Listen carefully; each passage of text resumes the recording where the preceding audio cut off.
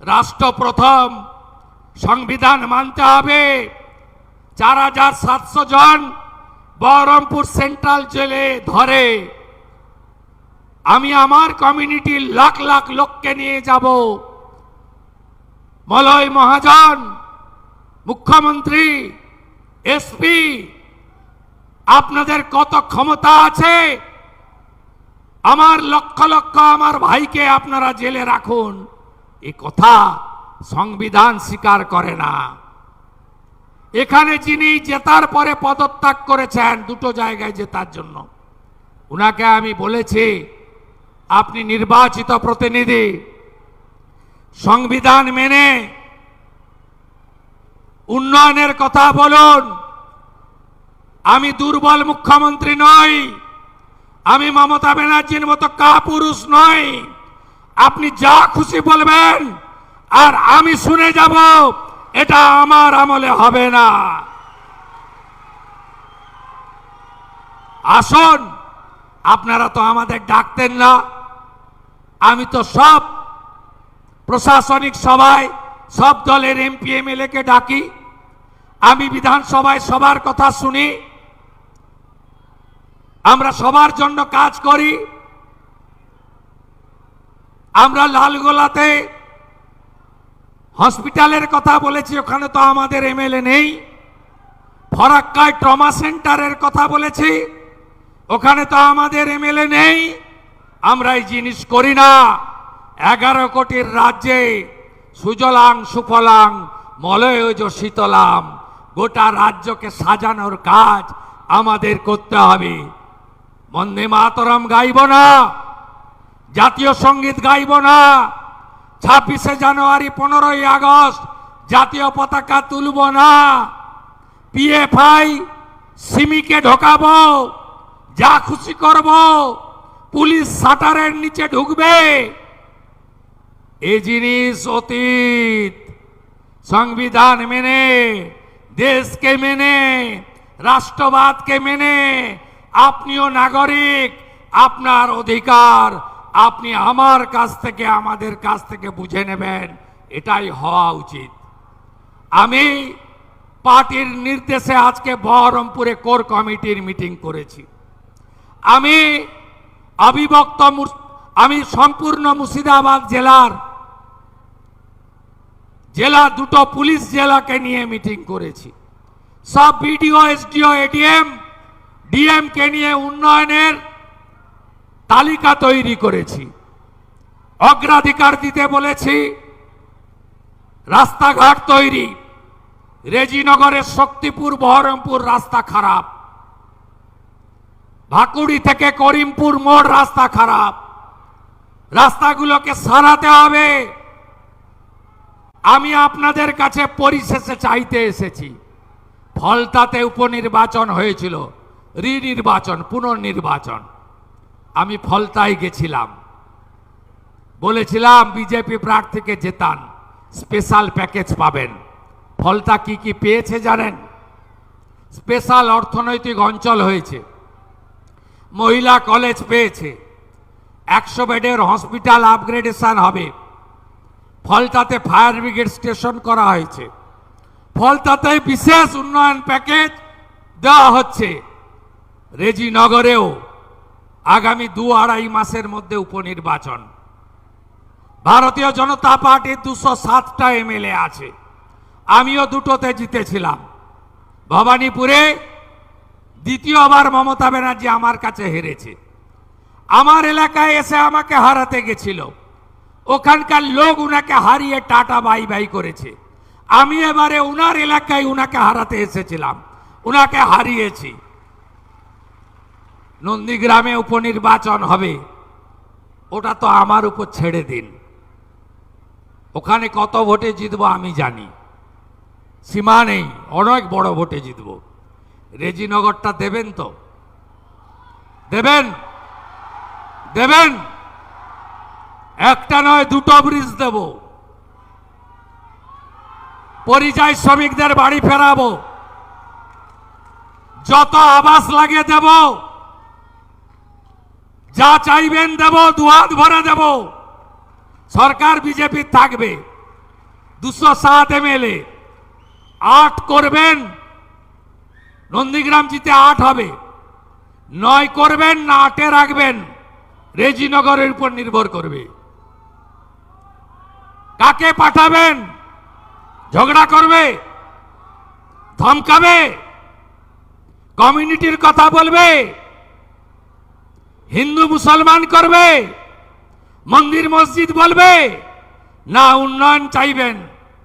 উন্নয়ন যদি চান, হাতে কাজ, পেটে ভাত, মাথায় ছাদ, সোলার আলো, আরো স্কুল, আরো কলেজ, আরো রাস্তা, আরো ব্রিজ, ঘরে ঘরে নলে জল, কৃষকের অধিকার, পরিযায়ী শ্রমিক বাড়ি ফিরবে, তার স্ত্রী কন্যার পুত্রর সঙ্গে বাড়িতে থাকবে, বাবা মা সেবা করবে। যদি চান পদ্ম ফোটাতে হবে। দেবেন তো? দেবেন? দেবেন? কথা দিচ্ছেন? ফলতা কথা দিয়েছিল, কথা রেখেছে। আর রেজিনগরের নির্বাচন এই টিম করবে, পুরো টিম করবে। আর আমি তো থাকবই, আমি তো থাকবই। আমি চিনি রেজিনগরের মাটি। আমি আগস্ট মাসে আবার শক্তিপুরে আসব। এর আগে আমার একটা সভা ছিল শক্তিপুরে, সাকারব সরকার সভাপতি ছিলেন। আমার মাইক খোলা হয়েছিল, আমি ভুলিনি, আমাকে লিখে রাখতে হয় না, আমার এখানে সব থাকে। মাইক খোলা হয়েছিল, মাঠ দেয়নি, রেলের মাঠে সভা করেছি ঝুঁকি নিয়ে, পাশ দিয়েই রেল যাচ্ছিল, হাইকোর্ট থেকে পারমিশন নিয়ে আসতে হয়েছে। আমি ভুলিনি, আগস্ট মাসে আসছি শক্তিপুরে, দুহাত ভরে দেব। রেজিনগরটা চাই। 8 MLA দিয়েছেন, 9 জন চাই। যা চাইবেন পাবেন মুখ্যমন্ত্রীর কাছ থেকে। কথা দিচ্ছেন তো?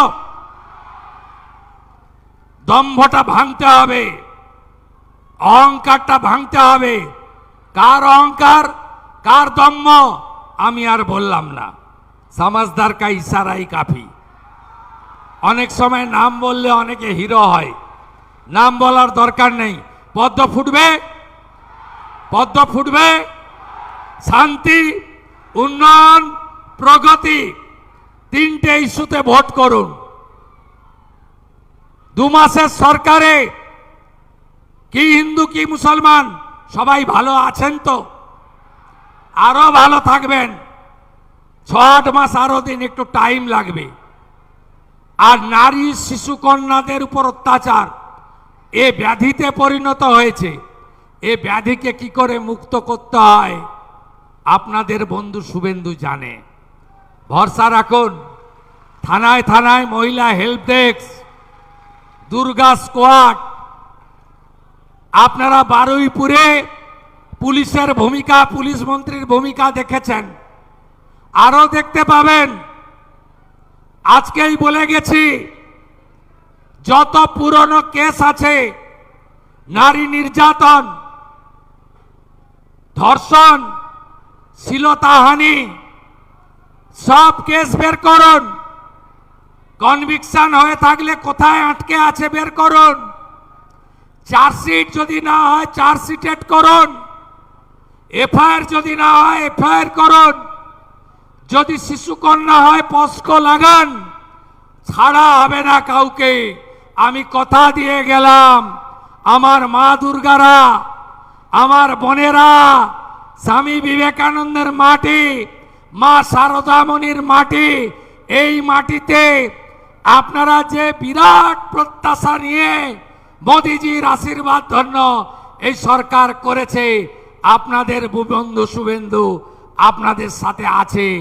সবটা ব্যবস্থাটাকে নিয়ন্ত্রণ করতে এত পচন, এত ভাইস, এত সামাজিক দূষণ, এত বেআইনি নেশার জায়গা, এত পলিউটেড করে রেখে গেছে আগের মুখ্যমন্ত্রীর নেতৃত্বে তৃণমূলের সরকার। একটু আমাকে সময় দিন, সহযোগিতা করুন, করে দেখাবো, করে দেখাবো, করে দেখাবো। বারুইপুরের ওই ছোট্ট একরত্তি বাড়ির পরিবারের লোকেরা, তারাও সংখ্যালঘু। আমি ফোন করে কথা বলা, দেখাও করেছি। আগামীকাল তাদের বাড়িতেও যাব। তারা আমার উপর আস্থা রেখেছেন। বাকিরাও রাখুন, ফল হাতে নাতে পাবেন। কথা আর বাড়াবো না, 7টা বাজে বাড়ি আপনাদের ফিরতে হবে। সকাল থেকে প্রচুর বৃষ্টি, রাতেও হতে পারে বর্ষাকাল, আপনাদের মনে হয় জলও দিতে পারেনি। ধীরে ধীরে ফিরবেন, সাবধানে ফিরবেন। আজকে মুখ্যমন্ত্রী হওয়ার পরে মুর্শিদাবাদে এসেছিলাম। বর্ণ ধর্ম দলমত নির্বিশেষে যে ভালোবাসা দিলেন, যে স্নেহ দিলেন, যে আতিথেয়তা পেয়েছি, চির ঋণী থাকলাম। এই ঋণ উন্নয়ন দিয়ে পরিশোধ করব। ভারত মাতা কি, ভারত মাতা কি। বন্দে বন্দে বন্দে। জয় জয় শ্রীরাম।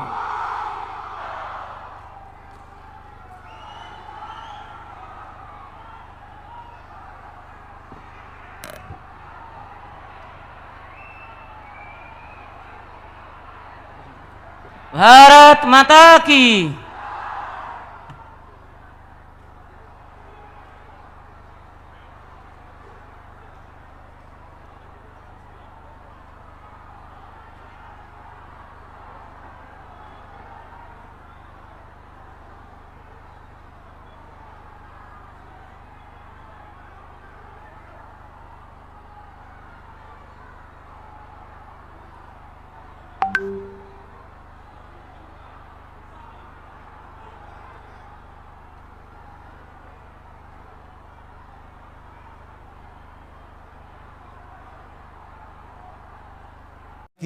এই সরকার বন্ধ করে দিয়েছে গরু কেনা বেচা। কোটি কোটি লাখো লাখো সাইকড়ো গরু রাস্তায় ঘুরছে, আর ওর খেতে ঢুকছে। ক্ষেতের মালিকরা চতুর্দিকে ইলেকট্রিকের তার ঘুরিয়ে দিয়ে রেখেছে, কারেন্টের তার। ঝটকা লাগবে আর গরুগুলো চলে আসবে। গরু যদি মা হবে, তাদের রাখার ব্যবস্থা না করে রাস্তায় যারা ছেড়ে দেয়, কেন? গরু দুধ দিচ্ছে না, বিক্রি করা যাবে না, রাস্তায় ছেড়ে দিতে হবে। বলুন তো, আপনার মা যেদিন সংসারে কোনো কাজে লাগবে না, আপনি পারবেন তাকে রাস্তায় ছেড়ে দিতে? এদিকে মা বলছে, আর কর্তব্যে কি করছে আগে জানতে হবে ভাই, ঠিক কোনটা ভুল কোনটা। ছোট্ট ছেলেটা বসে বসে চিন্তা করছে, আমার কপালের দুঃখ আমি দূর করার জন্য এসেছিলাম। এ তো দেখছি আমার থেকে বেশি দুঃখ ভগবান। রাজার ছেলে তারপরে গরু চড়াচ্ছে, শুধু গরু চড়াচ্ছে না, খালি পায়ে চড়াচ্ছে। মহারাজ বলতে পারেন কোথায় গেলে ওই ছেলেটা সাক্ষাৎ পাবো? বলে চলে যাও বৃন্দাবন ধাম। বৃন্দাবন বলে এটা ব্রজগাঁও, এই ব্রজগাঁয়ের সামনেই তো বৃন্দাবন, গেলে পাবে। বললে কোথায় কিভাবে পাবো? বললে যাকে জিজ্ঞাসা করবে তাকে সে দেখিয়ে দেবে। আচ্ছা বন্ধুরা, তোরা শোন, আমি আর যাব না, কারোর গরু চড়াবো না। আমার কপালে কষ্ট থাকে থাক, ওই যে সৃষ্টিপতি, ওই যে ভগবান, ওই যে জগৎপতি, আমি ওর কপালের দুঃখ দূর করব। ওর কাছে যাব, আজ থেকে ওর গরুগুলো আমি চড়াবো, আমি খালি পায়ে চড়াবো, আর আমার জুতো চপ্পলটা আমি ওকে দিয়ে দেব, আর বলবো রাজার ছেলে রাজমহলে থাকো, আমরা না হয় গরিব মানুষ, আমাদের কপালে দুঃখটা থাক, কিন্তু তোমার কপালে কেন থাকবে? পায়ে পায়ে চলেছে বৃন্দাবন। 1 পা 2 পা 3 পা, পিছন থেকে পাঠক ডাক দিলেন, এই খোকা একটু এদিকে আয়। কি হয়েছে? একটু সোজা হয়ে দাঁড়া। কেন? আমি নিচু হয়ে তোকে প্রণাম করব।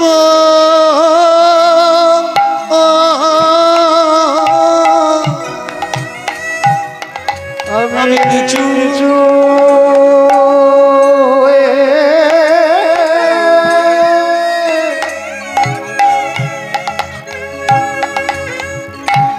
তোকে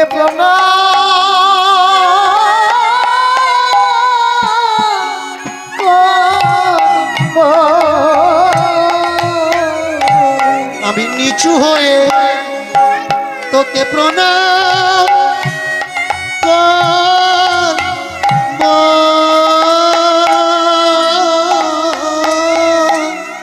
আমি নিচু হয়ে তোকে প্রণাম করব। কেন গো তুমি আমার পায়ে প্রণাম করবে কেন? আমি জানি না তুই মানুষ কি না।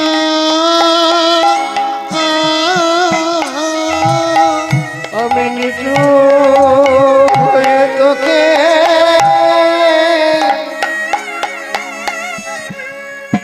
তোকে প্রণাম করব। ভক্তিমতী ভক্তমণ্ডলী, ভক্তিমতী মায়েরা একটু মন দিয়ে শুনবেন। আজকের পাঠক ছোট্ট বাচ্চাটাকে ডেকে প্রণাম করতে চাচ্ছে। কেন? তত্ত্বদর্শী বলে উঠলেন, আমরা ভগবানের কথা বলি, ভগবানের কথা শুনি, ভগবানের দরজায় গিয়ে আমাদের দুঃখের কথা আমরা জানাই, কিন্তু আমরা ভগবানের দুঃখকে জানার জন্য কেউ কখনো চেষ্টা করি না। এই ছোট্ট ছেলেটা যখন শুনেছে রাজার ছেলে গরু চড়ায়, খালি পায়ে চড়ায়, শুনেছে পাঠ শুনলে নাকি দুঃখ দূর হয়, ছেলেটা ভাবছে ভগবান আমার থেকে তো বেশি দুঃখী তুমি, তোমার কথা শুনে দুঃখ দূর করতে এলাম, আর তোমার দুঃখ শুনে আমার দুঃখ আমি ভুলে গেলাম। আমার যত দুঃখ হোক, যত কষ্ট হোক, আমি যাব তোমার কাছে, তোমার দুঃখ দূর করব। পায়ে পায়ে পায়ে পায়ে চলেছেন বৃন্দাবনের দিকে। ডাক দিলে, শোনো শোনো শোনো আজ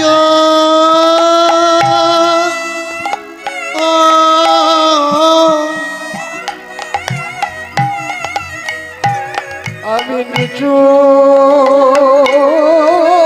হয়ে তোকে প্রণাম করব। ওগো, কে আছো? আমাকে কেউ বলে দেবে কৃষ্ণের বাড়ি কোনটা? কৃষ্ণের বাড়ি কোনটা? যে দেখে সে বলে এই তো কৃষ্ণের বাড়ি। মায়েরা বৃন্দাবন গেছেন না? কে কে গেছেন বৃন্দাবনে একটু হাত তুলবেন। গেছেন তো? বৃন্দাবনে এখন আর ঠাকুর নেই, ঠাকুরের নাম করে মানুষ ঠাকুর হয়ে ঘুরে বেড়াচ্ছে। ঠাকুরকে দেখার জন্যে টাকা দেওয়া লাগে, 500 টাকা, 1000 টাকা। গরিবদের লাইন আলাদা, সারাদিন লাইন ধরে দাঁড়িয়ে থাকতে হবে। মধ্যবিত্তের লাইন আলাদা, ভিআইপি লাইন আলাদা, ভিভিআইপি লাইন আলাদা। যে যত টাকা দেবে ভগবান তাড়াতাড়ি তার দর্শন দেবে। এটা যে শুধু বৃন্দাবনে হচ্ছে তা নয়, সব জায়গায় একই সিস্টেম হয়ে গেছে। শুধু যে তীর্থে হচ্ছে তা নয়, এমএলএ এমপি থেকে এমন অনেক গ্রামের প্রধান আছে, গরিব মানুষ গেলে উঠতে চায় না, বাবু ঘুমুচ্ছে 10টায় উঠবে। কিন্তু যদি টাকা পয়সাওয়ালা লোক যায় আর শুনেছে এসেছে, তিড়িং করে লাম মেরে উঠবে, বসতে বলে এক্ষুনি আসছে। ভগবানও বর্তমান নেতাদের মতো পরিস্থিতি হয়ে গেছে। তবে সব ভগবান যেমন লাইন দেওয়া লাগে না, সব নেতার বাড়িতেও লাইন দেওয়া লাগে না। পৃথিবীতে এমন নেতাও আছে তার কাছে যাওয়া লাগে না, কানে শুনলে বিপদ, পায়ে হেঁটে তোমার কাছে চলে আস। পৃথিবীতে এমন ভগবানও আছে যে ভগবানকে লাইন দিয়ে নয়, ভগবান মন্দির খালি করে রেখেছে, আমাকে দেখবি আর কোনো তালা কোনো লকার কিচ্ছু নেই। কালী মন্দির তালা পাবেন, দুর্গা মন্দির তালা পাবেন, আপনি কৃষ্ণ মন্দিরে বিষ্ণু মন্দিরে তালা পাবেন, কিন্তু রাস্তার আশেপাশে দেখবেন একটা পাথর দিয়ে সিঁদুর মাখিয়ে শিবলিঙ্গ করা হয়, হয় না? শিবলিঙ্গ, শিব ঠাকুরের লিঙ্গ মূর্তিতে কখনো দেখেছেন তালা ঝুলছে? যে খুশি সে চলে যায়, কোনো ব্রাহ্মণ পুরোহিত কারণ লাগে না, একা একা ফুল দাও, একা একা চন্দন দাও, একা একা তিলক করো, একা একা জল দিয়ে দাও। ওপারে যেতে পারছো না ভিড়, এপারে একটা পাথর তুলে নাও, তার মাথায় জল দাও। কৃষ্ণ মন্দিরে যাওয়া লাগবে তবে কৃষ্ণ তুষ্ট হবে, হরি মন্দিরে যাওয়া লাগবে তবে হরি তুষ্ট হবে, কালী মন্দিরে যাওয়া লাগবে তবে কালী তুষ্ট হবে। কিন্তু শিবের বেলায় যে কোনো পাথরকে তুমি শিব বলে মনে করো, জল দাও, তিনি একটি বেলপাতাতেই তুষ্ট। জল গঙ্গায় থেকে আনো বা কলের থেকে, এক ফোঁটা দাও বা হাজার কলস, তাতেই তিনি তুষ্ট। আগে জানতে হবে ভাই।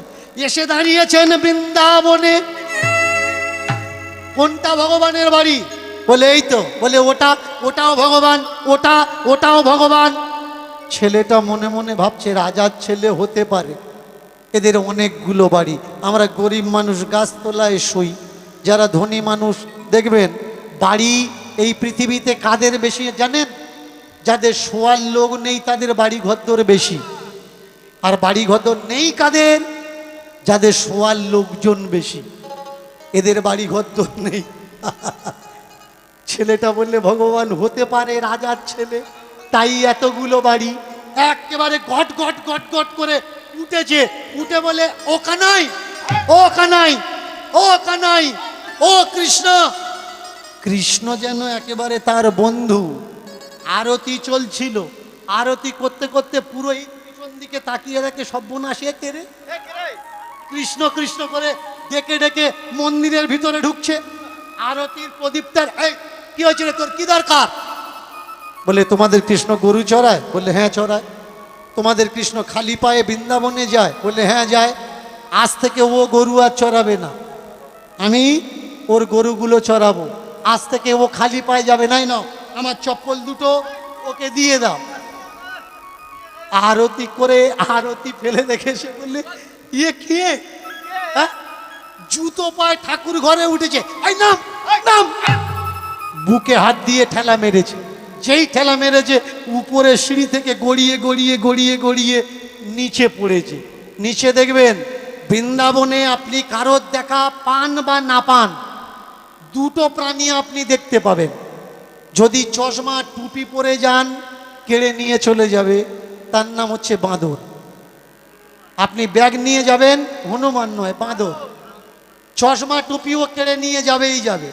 দেখবেন ওর কাছে লোক দাঁড়িয়ে আছে চশমা এনে দেওয়ার জন্যে, চশমা নিয়ে চলে যাচ্ছে, 10 টাকা 10 টাকা, যত দূরে যাবে রেট বাড়াবে, 20 টাকা, 30 টাকা।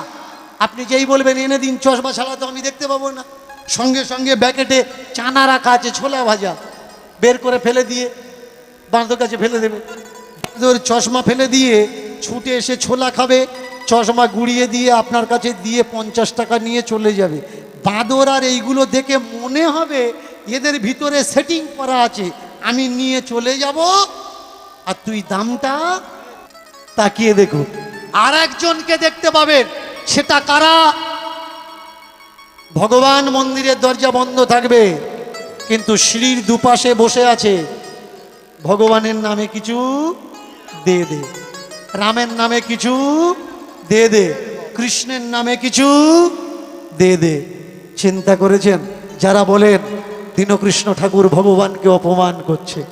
ভগবান আমি অপমান করছি না, মন্দিরে দাঁড়িয়ে পূজা করা, এই পুরোহিতটা ভগবানের অপমান করছে। ভগবানের দরজার সামনে বসে থালা বাজিয়ে ভিক্ষা করা, ওই ভিখারিটা ভগবানকে অপমান করছে। আমরা ভগবানের কাছে যাই, ভগবানের কাছে হাত পেতে চাই। বলুন তো, মন্দিরের ভগবান সত্যি যদি কিছু দেওয়ার ক্ষমতা থাকতো, তাহলে মন্দিরের সামনে ডিশ থালা নিয়ে কি এরা বসে থাকতো? আপনি তো একদিন গিয়ে যাচ্ছেন, আপনি তো একদিন গিয়ে যাচ্ছেন, আর যেদিন থেকে মন্দিরটা হয়েছে ওরা সেই দিন থেকে মন্দিরের সামনে বসে ভগবানের নামে চেয়ে যাচ্ছে। ভিক্ষা তোমার দরকার, টাকা তোমার দরকার, তুমি চাও না মানুষ তোমাকে সাহায্য করবে, কিন্তু ভগবানের নামে ভাই কেন চাচ্ছ? এটা তোমার চাওয়া উচিত না। উপর থেকে নিচে পড়ে এক ভিখারি থালার উপরে পড়েছে, ভিখারি থালার উপরে পড়ে ভগবানকে বলছে, আমি তোমার দুঃখ দূর করতে এলাম, আর তোমার দরজার দাড়ি প্রহরী দিয়ে তুমি আমার ধাক্কা মেরে বাড়ির থেকে তাড়িয়ে দিচ্ছ। ভিখারিটা বললে, কে প্রহরী? ও প্রহরী না, তুমি যাকে ভগবান বলছো ওরা ভগবানেরও ভগবান। ওরা ভগবানের স্বাধীনতা বলে কিচ্ছু রাখেনি। ভগবান কখন খাবে ওটা পুরোহিতের ওপরে নির্ভর করছে। ভগবান কখন শোবে ওটা পুরোহিতের ওপরে নির্ভর করছে। ভগবান কখন চান করবে ওটা পুরোহিতের ওপরে নির্ভর করছে। ভগবান মন্দির থেকে কখন বেরোবে ওটা পুরোহিতের ওপরে নির্ভর করছে। যারা বলছে ভগবানকে বিশ্বাস করো, ভগবানকে বিশ্বাস করো, ভগবানকে বিশ্বাস করো, হিসেব মিলিয়ে নিন। আপনি তো ভগবানকে বিশ্বাস করেন, কিন্তু ওরা ভগবানকে বিশ্বাস করে না। আপনি বলবেন, বাবা কিভাবে? শোনো, মন্দিরে চলে যাবে, আশ্রমে চলে যাবে, চলে যাবে বড় বড় তীর্থে, গিয়ে দেখবে ঠাকুরের সামনে প্রণামী বক্স রাখা আছে। তুমি ভগবানকে বিশ্বাস করো, তাই প্রণামী বক্সে 5-10 টাকা দিয়ে প্রণাম করলে ঠাকুর তোমার কাজে আসবে। ওই প্রণামী বক্সটা টাকা ঠাকুরের কাজে আসে না, বাক্সটা যারা রেখেছে তাদের কাজেই আসে। যারা বলছে ভগবানকে বিশ্বাস করে প্রণামী দাও, তারা ভগবানকে বিশ্বাস করে না। প্রমাণ কি?